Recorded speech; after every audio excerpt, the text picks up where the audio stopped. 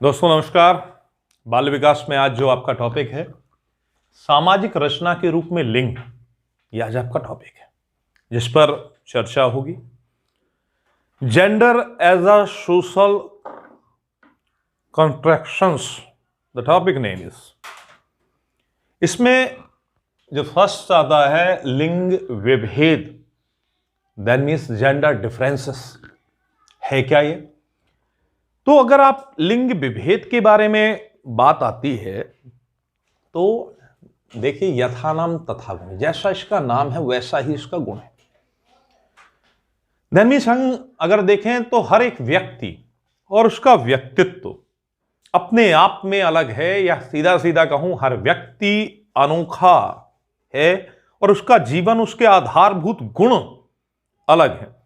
सीधी सी बात अगर करें हम तो एक परिवार लें, परिवार में बच्चे लें और बच्चों को भी हम देखें तो हर एक बच्चे में क्या होता है, वैयक्तिक भेद होता है। और यह भेद जो है ये साफ नजर आता है। आप वर्गों में भी देख सकते हैं इस भेद को। जैसे आप देखते हैं समाज में शिक्षाविद हैं, राजनीतिज्ञ हैं, नियोजन हैं, समाजशास्त्री हैं, प्रशासक हैं, इनमें साफ अंतर नजर आता है।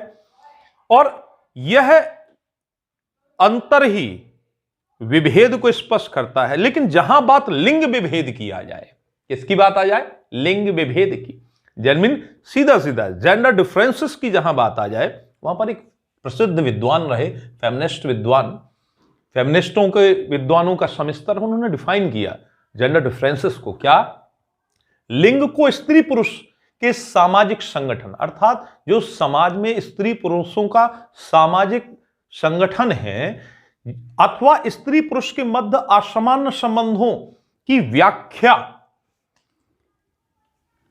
के रूप में परिभाषित किया। अर्थात जो स्त्रियों और पुरुषों के मध्य जो सामाजिक परिपाटी के संबंध हैं उन्हें परिभाषित किया जाता है किससे, जेंडर डिफरेंसेस से। उसी चीज को पेपनेक ने भी डिफाइन किया, स्त्री पुरुषों से संबंधित, अर्थात जहां स्त्री और पुरुषों से संबंधित जो भूमिकाएं हैं सांस्कृतिक रूप से, विशेषकर अगर हम दें तो सांस्कृतिक या ऐतिहासिक आधार पर सामान्यता जो शक्ति संबंध हैं और इन शक्ति समाज के अनुसार असामान्यताएं सामाजिक संगठन में जो नजर आती हैं उसी को हम क्या कहते हैं, जेंडर डिफरेंसेस या लिंग विभेद कहते हैं। देन मीन्स बात आती है तो लिंग डिफरेंसेस और जेंडर डिफरेंसेस अगर बात करें तो हर व्यक्ति अलग है, और जहां पर किसके कारण, लैंगिक रूप के कारण शक्ति, सामाजिक और सांस्कृतिक रूप से जो अंतर व्यवस्थाओं में नजर आते हैं या समाज में नजर आते हैं, जो सार्वभौमिक तथ्य अर्थात सार्वजनिक रूप से आप देख सकते हैं, पहनावा है, खान पान है, लोक संस्कृति है, कार्य रीति है, नियोजन है, व्यवस्थाएं हैं, व्यवस्थाओं का नियमबद्ध रूप है, सामाजिक दायरे में व्यापक अंदर नजर आता है, असमानताएं नजर आती हैं, पुरुषों के कार्य अलग, स्त्रियों के कार्य अलग।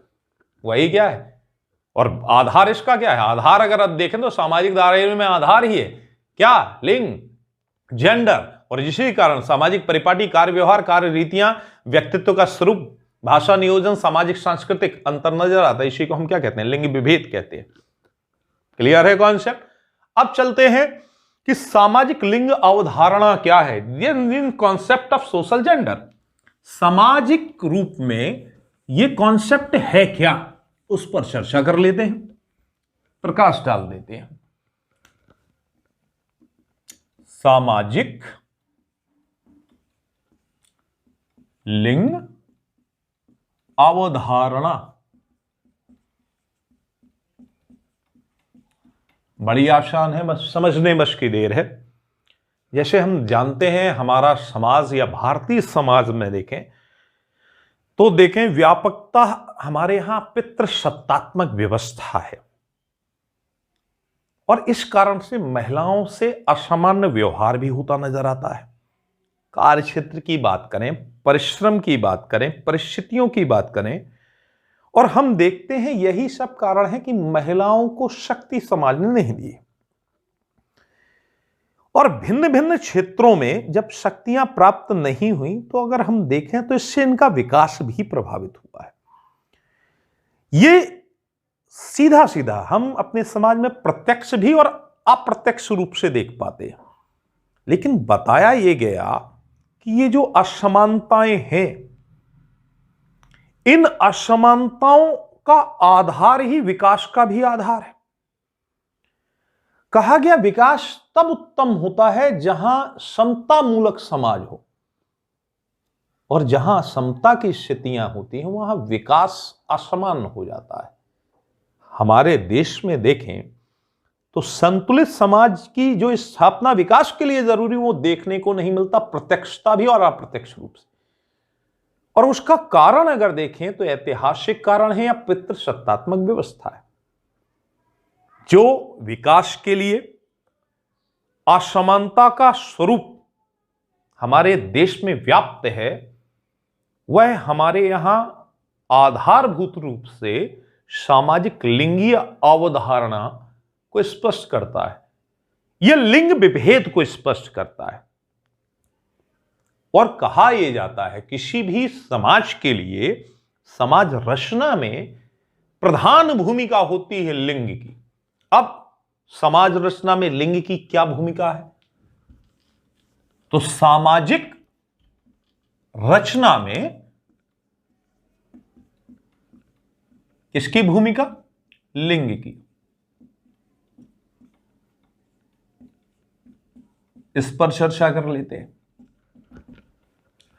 बताया यह गया, कई मनोवैज्ञानिकविद, कई समाजशास्त्री विदों ने इन भूमिकाओं के विषय में प्रकाश डाला और कहा गया कि हम अगर देखें समाज में तो जो लिंग भूमिका है यह समाज की परिपाटी और सामाजिक विकास का आधार है। सामाजिक आर्थिक रूप से अगर हम देखें तो जहां पर जितना सामाजिक लिंग विभेद मौजूद है वहां सामाजिक, आर्थिक, सांस्कृतिक और बौद्धिक संपन्नता और विपन्नता का स्वरूप उतना ही व्यापक है। यह सीधी सीधी से बात कहें हम तो यह सह संबंधित है। किससे? लिंग। यही एक कारण है कि लिंग विभेद के कारण समाज में वर्ग में व्यापक प्रत्यंतर या समानता नजर आती है, और इसके साथ ही सामाजिक और आर्थिक भेद भी नजर आते हैं, और इसके साथ वातावरणीय संदर्भ में ये विभेद और भी व्यापक हो गए हैं, और इसका सीधा सीधा प्रभाव व्यक्ति की मनोवैज्ञानिक आधारों पर भी पड़ता है, जिससे विचारधारा भी भिन्न भिन्न नजर आती है। कुल मिलाकर अगर देखें तो सामाजिक जो ताना बाना है, हमारे यहां स्त्री और पुरुष विभेद है लोकाचार में, सामाजिक रूप में, आर्थिक रूप में, बौद्धिक रूप में, और इसका प्रत्यंतर साफ नजर आता है, और इसका प्रभाव भी वातावरणीय संदर्भ में और सांस्कृतिक रूप में हम देख पाते हैं। और यही एक कारण है कि जो सामाजिक, सांस्कृतिक, पारिवारिक पृष्ठभूमियां हैं, ये सामाजिक स्तर, दायरे हैं, उन पर अगर हम ध्यान दें तो हम देखते हैं कि जो विकास के लिए समता की आवश्यकता है वह समता नजर ही नहीं आती। उसका मूलाधार अगर तलाशें तो समाज की जो रचना है उसमें लिंग विभेद जो मौजूद है, जब तक समता की स्थितियां नहीं आएंगी एक उत्तम समाज का निर्माण नहीं होगा। और यही कारण है बालक और बालिकाओं में अंतर सामाजिक दायरे में, बौद्धिक दायरे में, वातावरणीय दायरे में, सांस्कृतिक दायरे में बंधनों से परिपूर्ण महिला समाज, विभेद की स्थितियां महिला समाज के साथ संकीर्ण दायरे, उनकी सोच को, उनकी बौद्धिकता को, उनकी सामाजिकता को, संस्कृति का मूल आधार उत्तरदायित्व उन्हीं को सौंप दिया गया, और इसका साफ उनकी योग्यता, बौद्धिकता पर सीधा प्रभाव नजर आता है। इसीलिए हमारे यहां महिला संवर्ग बौद्धिक पिछड़ेपन का, सांस्कृतिक, सामाजिक स्वरूप में अधोगतियों की स्थितियों को प्राप्त है। बंधन नियमों से जकड़ी है, विचार विमर्श, बौद्धिकता और योग्यता की स्थितियां अनुत्तम हो गई, और इसके साथ साथ वातावरणीय संदर्भ व्यापक परिपाटी में ऐसा उनका बन गया कि उस सांस्कृतिक पिछड़ेपन की शिकार है, अपने को द्विजम दर्जे का नागरिक मानने लगी। और किसी भी देश के लिए, किसी भी समाज के लिए, उत्तम समाज के लिए आवश्यक है कि लैंगिक विभेद की स्थितियां ना हो, जिसे दूर करना होगा, जागरूकता फैलानी होगी। आधुनिक समय में ये दायरे कुछ शिथिल हो रहे हैं, लेकिन फिर भी वातावरणीय संदर्भ इतना व्यापक है कि आज भी असमान संदर्भ या द्विजम दर्जे के नागरिक के रूप में महिलाओं को देखा जा रहा है। और उसका कारण या मूलाधार दें तो सामाजिक रचना में विभेद या असमानताएं। अब इसके विभेद या लैंगिक भेदभाव उत्पन्न होने वाले कारक क्या है? लिंगों में जो विभेद आया है उसका मूलाधार अगर आप देखें या उठाएं तो आपको स्पष्ट हो जाएगा कि किन कारणों से यह भेदभाव उत्पन्न हो गया, उस पर भी चर्चा कर लें। तो लैंगिक भेदभाव उत्पन्न होने के कारक, लैंगिक भेदभाव उत्पन्न होने के कारक, इन पर चर्चा कर लेते हैं। अगर इन पर चर्चा करें तो सीधे सीधे लैंगिक भेदभाव उत्पन्न करने के प्रमुख कारक निम्नलिखित हैं। एक, अगर कारक पर ध्यान दें तो मूल कारण है, अगर आप देखें तो लैंगिक भेदभाव का अगर कारण आप अपनाएं तो उसमें एक स्थिति है स्त्रियों का निम्न स्तर। कारकों की चर्चा कर लें तो कुछ कारक प्रमुखता से स्पष्ट होंगे, और उसमें पहला ही कारक है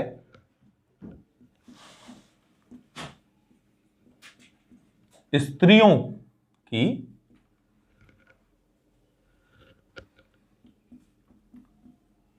निम्न स्तर या स्त्रियों का निम्न स्तर। ऑलरेडी भारत में बालिकाओं का स्तर क्या है? निम्न है।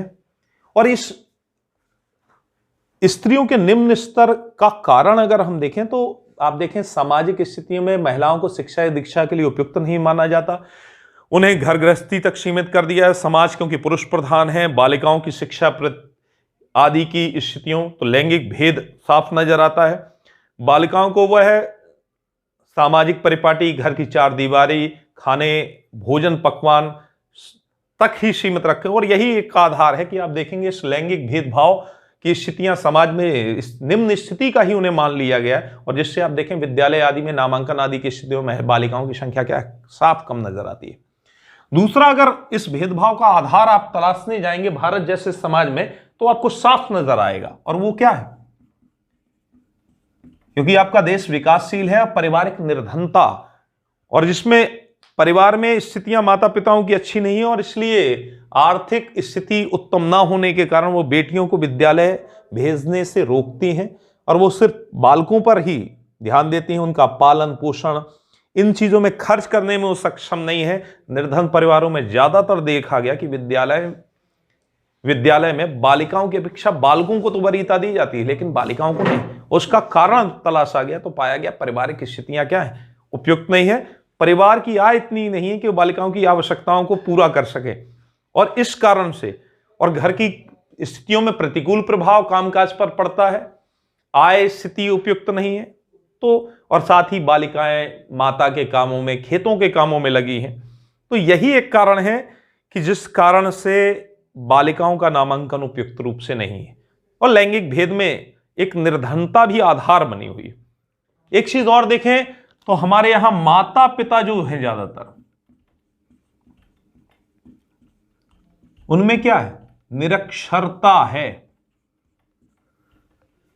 और उस निरक्षरता के कारण अशिक्षित हैं, महत्व नहीं समझते, और इस कारण से बेटियों को विद्यालय नहीं भेजा जाता, लैंगिक डिफरेंसेस के भेदभाव के कारण। और माता पिता क्योंकि कहते हैं कालाक्षर भैंस बराबर, उनके लिए कोई वो, और कुछ जनश्रुतियां हैं, मान्यताएं ऐसी हैं, तो एक कारण उस निरक्षरता के कारण उन शब्द अक्षरों का ज्ञान वो कुछ समझ नहीं पाते, और इसलिए भी इस लैंगिक भेदभाव में बालिकाएं क्यों पिछड़ रही हैं, उनके साथ भेद क्यों अधिक बढ़ रहा है सामुदायिक रूप से, तो उसका कारण माता पिता का निरक्षर शब्द अक्षरों का ज्ञान।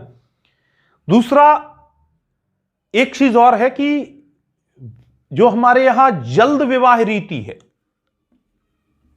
जल्दी विवाह रीति, बालिकाओं का क्या कर दिया जाता है, कई सामाजिक दायरों में जल्दी विवाह कर दिया जाता है, पराई अमानत समझा जाता है, और इन कारणों से भी शिक्षा का खर्च परिवार नहीं वहन करना चाहता, वो सोचता है जो करना है अपने घर में जाकर करे। कुछ सामाजिक दायरे ऐसे हैं, इस कारण से भी।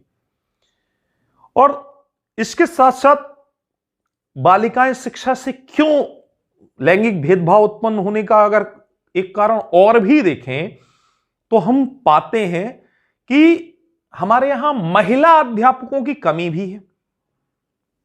माता पिता इसलिए भी बच्चियों को नहीं भेजते क्योंकि स्कूलों आदि में ग्रामीण तबके में महिलाओं की क्या है, कमी है।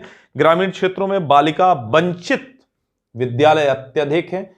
उसका कारण देखा गया, तलाशा गया तो महिला शिक्षकों की अनुपलब्धता, वहां ना जाना, और इसलिए भी माता पिता अपनी बालिकाओं को दूर रखना चाहते हैं। साथ ही दोषयुक्त पाठ्यक्रम,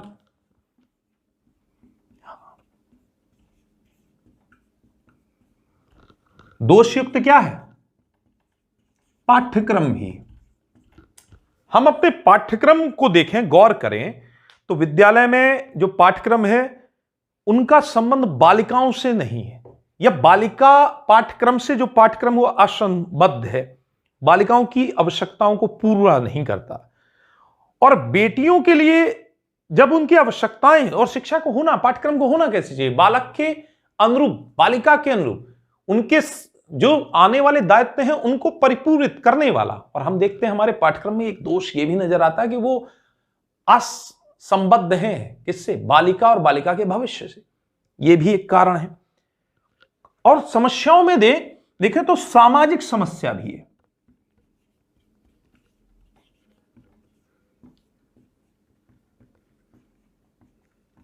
कौन सी समस्या?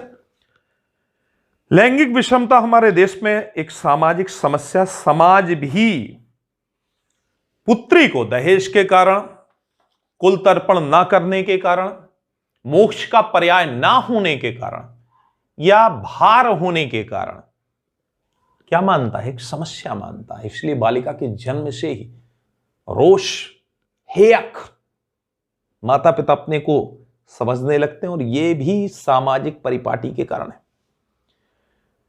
दूसरा, अगर इसके आगे जाएं तो यह समस्या और भी विकराल है।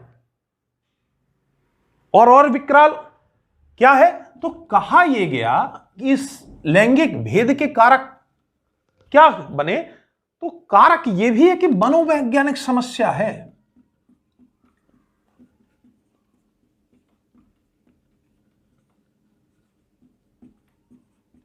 मनोवैज्ञानिक समस्या क्या?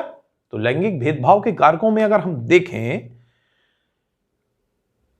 तो कहा यह गया महिला मनोवैज्ञानिक रूप से इस विषमता की जिम्मेदार है, महिला स्वयं ही। प्रायः यह देखा गया कि पूर्वाग्रहों से ग्रसित होने के कारण स्त्री के विकास में स्त्री को ही बाधक मान लिया जाता है। और क्योंकि मां ने नहीं पढ़ा, बालिका को क्या जरूरत, चौके चूल्हे मात्र से मतलब है, और बालिका को बालक के समान नहीं होना चाहिए, ये जहनियत में, व्यवहार में भी आ गया है। साथ ही और भी देखें तो एक प्रधानता से हमारा कल्चर समस्या बना हुआ है। तो सांस्कृतिक समस्या भी है। कल्चरल प्रॉब्लम साफ नजर आती है। पुरुष प्रधान समाज है, नारी को प्रकृतितः स्वरूप में ही क्या मान लिया गया है, पतित मान लिया गया है, अनुपयुक्त माना गया है, उपयुक्त स्वतंत्रताएं नहीं दी गई। तो ये भी कारण है, और ये सारे कारण लैंगिक भेदभाव के मूलाधार बने हुए हैं। अब जरूरी क्या है?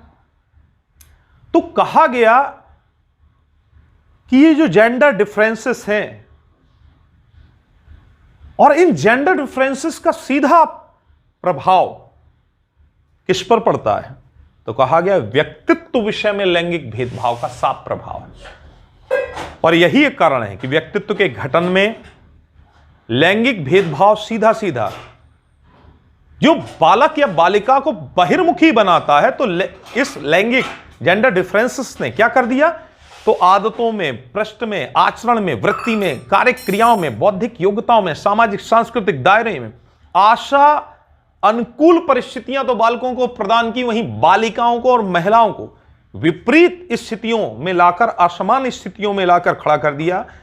तो वो अंतर्मुखी हो गई हैं, जिससे उनका स्वभाव चिड़चिड़ा, रूढ़, आक्रामक, अस्वाभाविक, अनुपयुक्त, अबौद्धिक, असंतुलित रूप में निर्मित हो गया है।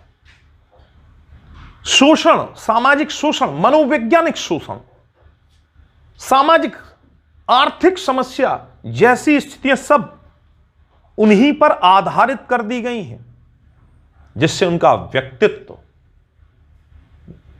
कैसा हो गया है? अंतर्मुखी हो गया है, अपूर्ण हो गया है।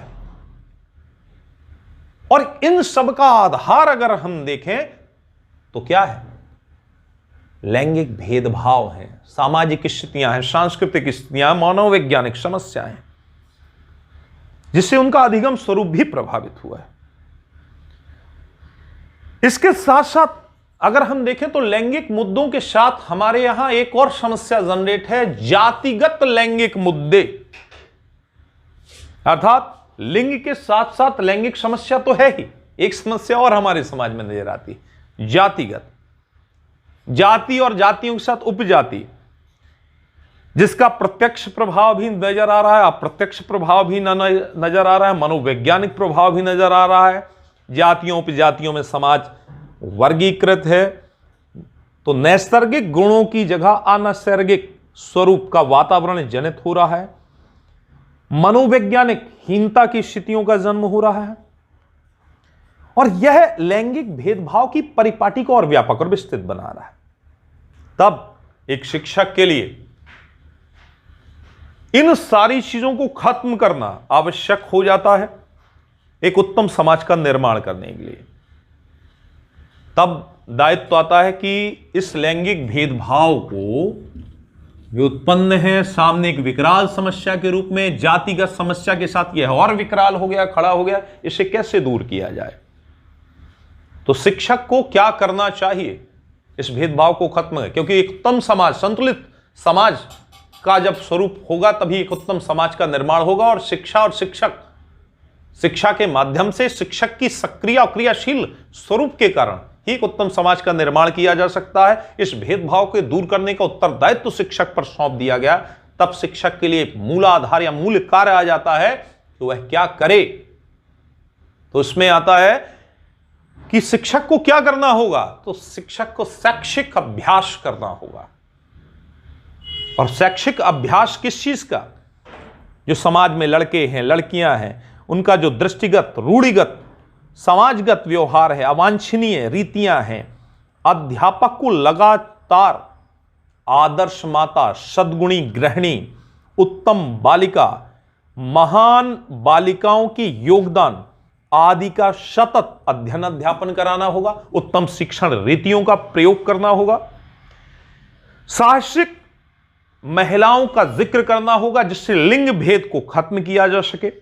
साहसिक लड़कियों के बारे में, उनकी वास्तविकता के बारे में, उनके कदमों के बारे में बताना होगा। साथ ही पाठ्यक्रम में उन चीजों को शामिल करवाना होगा जो भावी भविष्य में बालिकाओं से संबंधित हो, महिलाओं से संबंधित हो। इन सारी चीजों से सामाजिक मुद्दों में महिला की उपयोगिता, सहभागिता, उन मुद्दों पर बल, पाठ्यक्रम में उन विषयों का समावेश करने के साथ साथ अभावग्रस्त परिवारों में आर्थिक समस्या आदि को दूर करने में विशेष योगदान देना होगा। कुल मिलाकर अगर कहा जाए तो जितनी चार दीवारें या कूपमंडूप स्थितियों में लैंगिक भेद के कारण, जातिगत भेद के कारण समाज में एक लिंग को रखा गया है, उस चार दीवारी को तोड़ना होगा। आर्थिक, शैक्षिक, सामाजिक पक्षों में चिंतन को शैक्षिक अभ्यास के माध्यम से बार बार प्रस्तुत करना होगा, समाज को जागृत करना होगा, गतिशील बनाना होगा, अपने कार्य व्यवहार में समताकारी समाज के निर्माण के घटकों को शामिल करना होगा, जन संचेतना का समुदाय में इस जन भावना को नामांकन के समय, छात्र दर्ज कराते समय, जागरूकता के समय, पाठ्यक्रम में सहायक सामग्रियों के साथ विषय पाठ्यक्रम में वह अभ्यास जो बालिकाओं के लिए उपयुक्त है को समाहित करने पर जोर देना होगा। और सबसे आवश्यक होगा कि वह इन चीजों का शैक्षिक अभ्यास में अनुशीलन और प्रयोग करे और समाज और समुदाय की सोच को बदले, एक समताकारी समाज का निर्माण करे। क्योंकि लैंगिक विभेद, लैंगिक असमानता किसी भी देश की प्रगति के लिए, उसके समाज की प्रगति के लिए बाधक है। इस बाधा को दूर करना होगा और जो भेदभाव जिन कारकों से उत्पन्न हो रहा है उन कारकों को खत्म करना होगा। इसका कार्य उत्तरदायित्व शिक्षक पर है और शिक्षक को इन चीजों को समझने होगा। क्योंकि जितने भी विकसित देश हैं उन विकसित देशों का एक ही आधार है कि वहां की सामाजिक रचना के रूप में लिंग विभेद जैसी स्थितियां न्यून हैं और हमारे यहां इसकी परिपाटी व्यापक है।